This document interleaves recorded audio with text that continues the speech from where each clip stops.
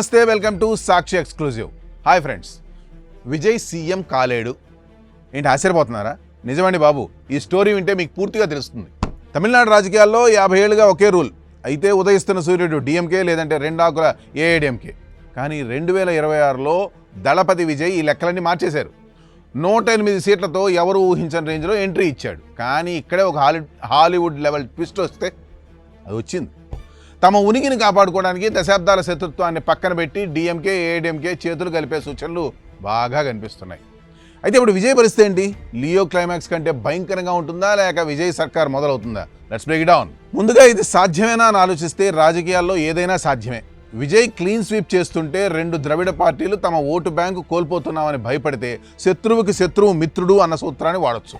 విజయ్ దాటికి డిఎంకే కూటమికి 73 సీట్లు, ఏఐడిఎంకే కూటమికి 53 సీట్లు రాగా ఇద్దరు కలిస్తే మ్యాజిక్ ఫిగర్ దాటి ఈజీగా దాటుతుంది. అదే కనుక సాధ్యమైతే స్టాలిన్ సీఎంగా, ఈపీఎస్ డిప్యూటీ సీఎంగా ఒక అపవిత్ర కూటమి ఏర్పడితే అది విజయ్కి కోలుకోలేని దెబ్బ అవుతుంది. కానీ ఇలా జరుగుతుందా అంటే రణతంత్ర రాజకీయాల్లో ఏదైనా సాధ్యమే.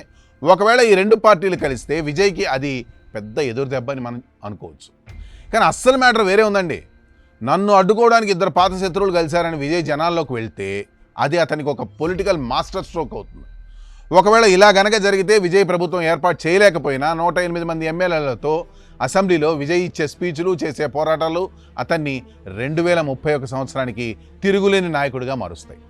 అంతేకాదు, తమిళ ప్రజలు ఎప్పుడూ ఒంటరి పోరాటం చేసే హీరోని ప్రేమిస్తారు. ఎంజీఆర్ కాలం నుండి ఇదే జరుగుతోంది. ఈ రోజుల్లో రాజకీయం కేవలం ఓట్లతోనే కాదు, నెరేటివ్తో నడుస్తుంది. తమిళనాడులో 60% కంటే ఎక్కువ మంది యువత విజయ్ వెంటే ఉన్నారు.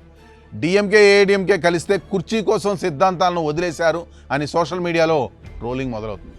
ఈ 2 పార్టీల కార్యకర్తలు ఒకరినొకరు తిట్టుకున్న చరిత్ర ఉంది. మరి ఇప్పుడెలా కలిసి పనిచేస్తారు?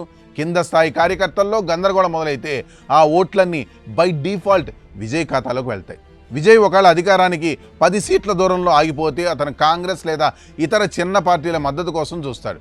ఇప్పటికే కాంగ్రెస్ అనుకూలంగా ఉంది, అలాగని పార్టీలో చేరనంటోంది, బాహటంగానే మద్దతు ఇస్తానంటోంది. ఒకవేళ డిఎంకే ఏఐడిఎంకే కూటమి ప్రభుత్వం ఏర్పాటు చేసినా అది ఎంతో కాలం నిలబడదు.